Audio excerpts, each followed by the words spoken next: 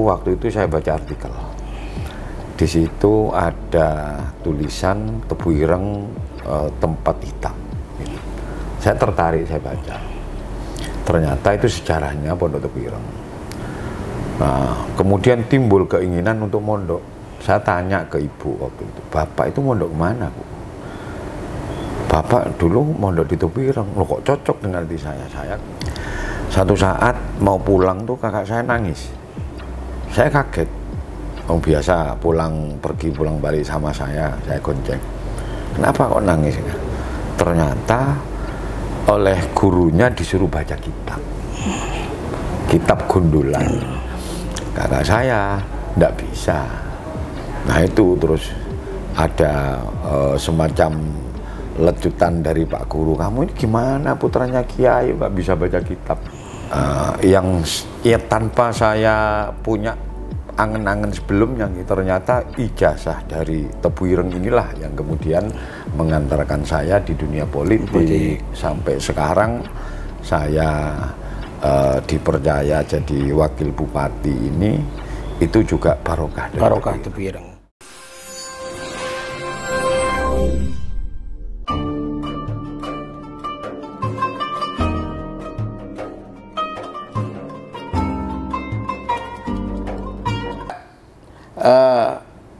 Gus Wirjon setelah nggak di PKB kan di PNU itu, di PKNU ya, bersama Cak Anam, motivasinya. Apa faktor, sedangkan hubungan antara apakah itu masih eranya Gus Dur apa sudah tidak Gus Dur?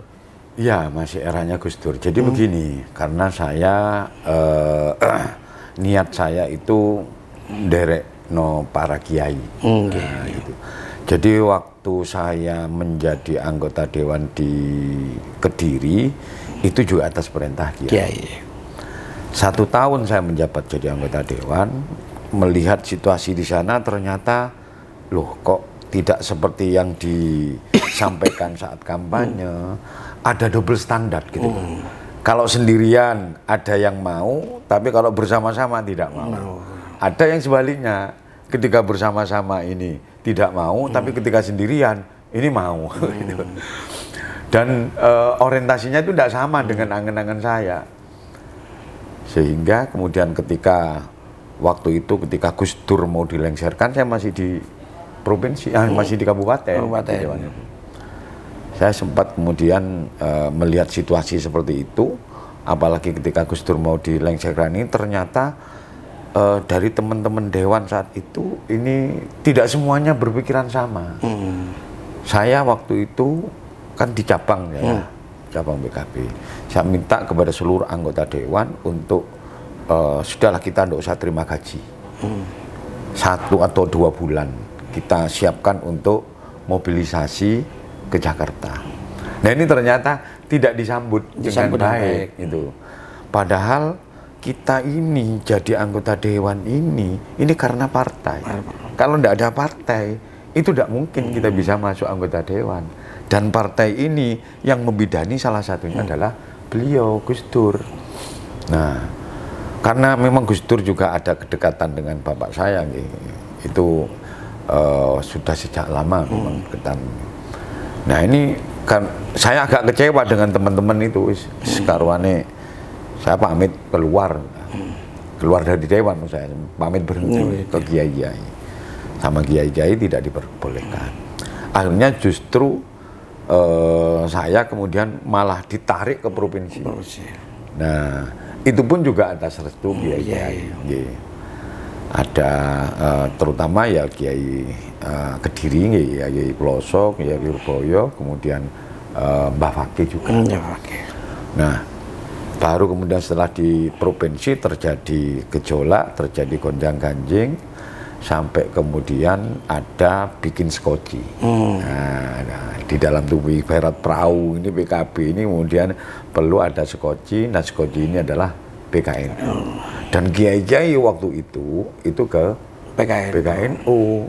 Nah, karena saya kemudian didhawuhi sama kiai-kiai seperti itu, dan kiai-kiai termasuk Mbah Fakih, kiai-kiai Kediri dan sebagainya itu ke PKNU, maka kami pun juga sama ke PKNU, mengikuti arahan dari para masyayikh dan para kiai.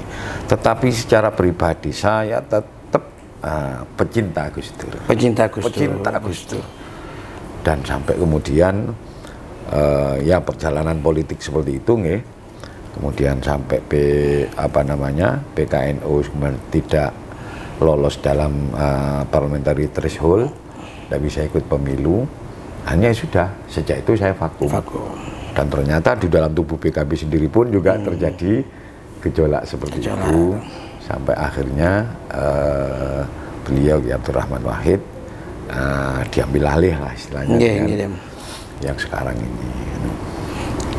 Dan juga cinta PKB juga ya? Tetap artinya bahwa ini lahan perjuangan politik yang dibentuk oleh Nahdlatul Ulama. Ya.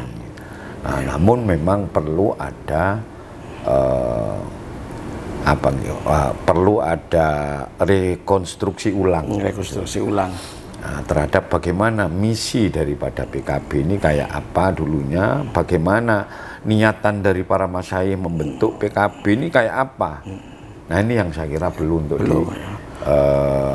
rekonstruksi lagi, disusun kembali sehingga betul-betul arahnya itu sesuai dengan arah perjuangan Nahdlatul Ulama, antara lain yaitu untuk mempertahankan, mengamalkan dan mengembangkan ajaran Islam Ahlussunnah wal Jamaah. Di tengah saat ini situasi yang sudah faham-faham transnasional ini sudah mulai masuk di Indonesia dengan begitu dahsyatnya pengaruh media sosial dan sebagainya, ini yang notabene akan menggerus faham Ahlussunnah wal Jamaah.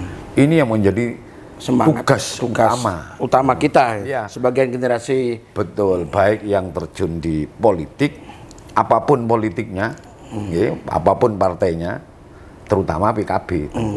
PKB karena warga NU ini tersebar di mana-mana.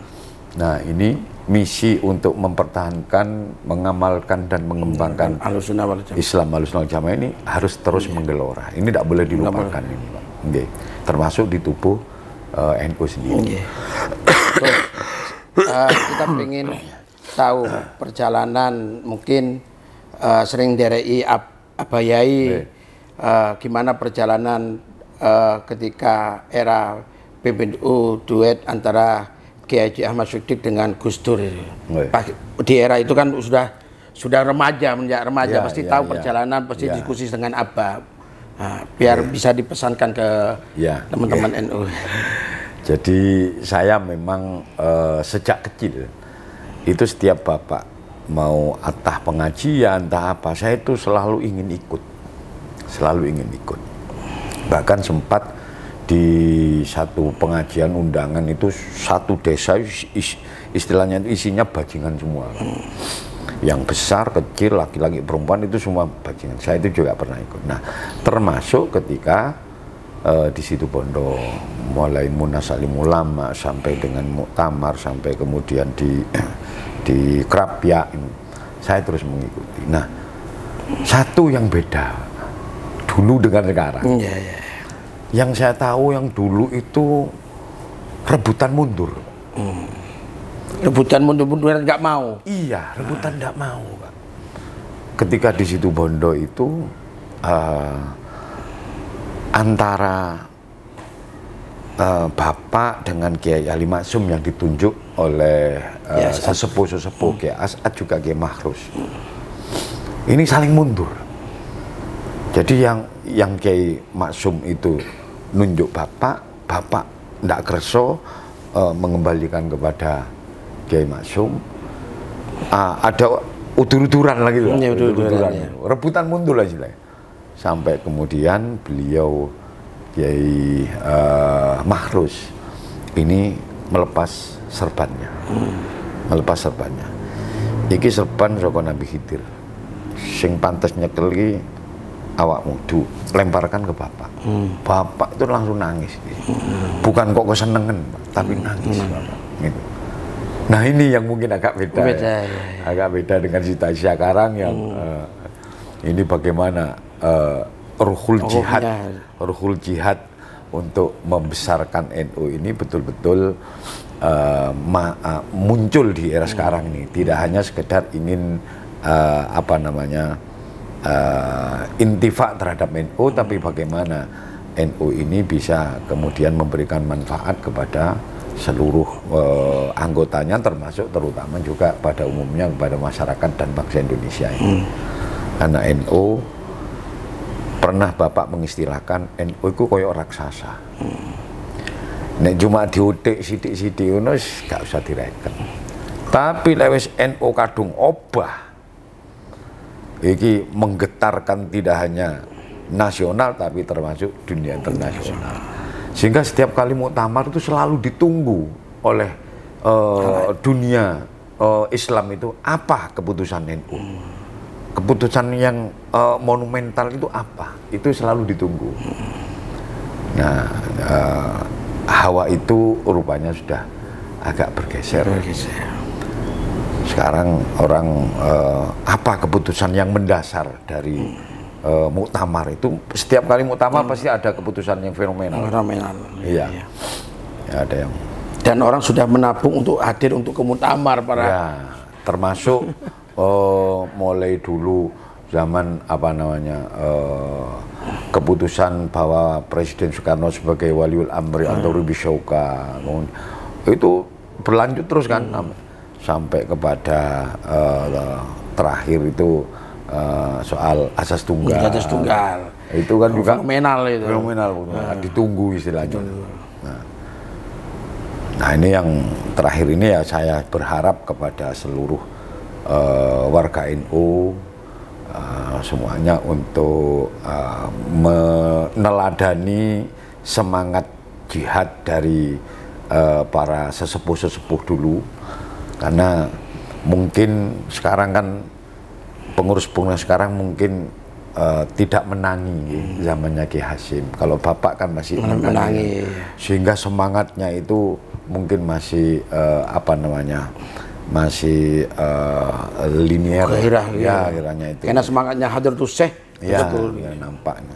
Nah, karena semakin jauh jarak ruang dan waktu dengan pendiri, tentu ini akan ada berkurang lah semangat atau pemahaman terhadap apa sebenarnya NU dan sebagainya.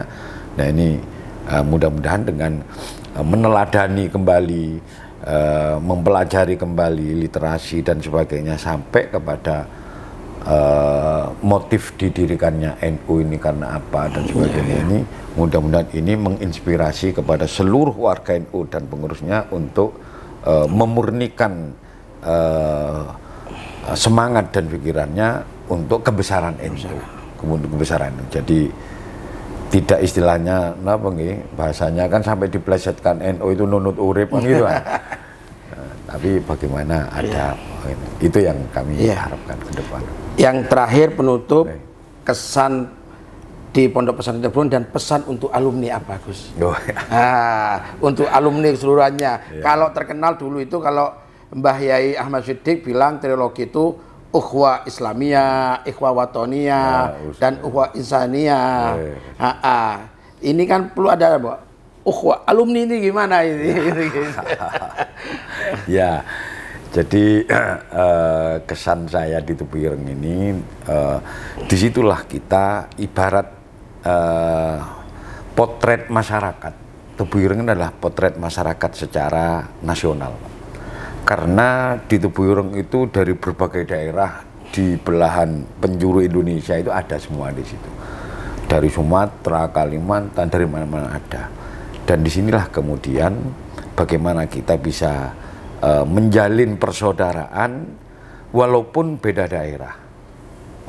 Nah disitulah kemudian kita agar tidak ada egosentris terhadap satu daerah.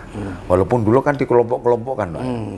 Yang Jember sendiri, kemudian Kabupaten ini sendiri, kompleknya sendiri-sendiri. Ya, itu sebetulnya di satu sisi ada menumbuhkan rasa kesukuan satu dengan yang lain. Ya.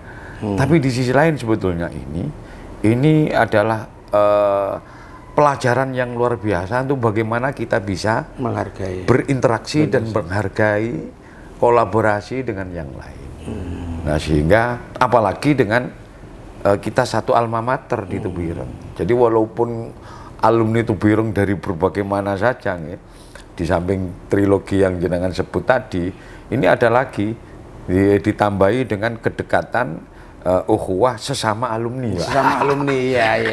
Ini harus diperkuat lagi. Harus dibangun, harus dibangun lagi itu. Okay. Nah, saya kira itu saja, pesan saya. Ya, terima kasih Gus Firjon sudah sajiannya, dan kami sampaikan kepada sahabat-sahabat Sandi Tubuireng dan khususnya alumni Tubuireng, ada tambahan satu dari trilogi yang disampaikan oleh Kiai Ahmad Siddiq. Ini pesan dari putranya, tambah satu, ukhuwah alumni itu harus diperkuat lagi. Ukhuwah Mahadiyah. Ukhuwah Mahadiyah, sehingga kita alumni itu menjadi kuat. Insya Allah apapun yang kita berbuat, insya Allah bisa kita lakukan. Itu saja dari kami. Jangan lupa subscribe dan like dari Santri Tubuireng Channel. Wassalamualaikum warahmatullahi wabarakatuh. Waalaikumsalam warahmatullahi wabarakatuh.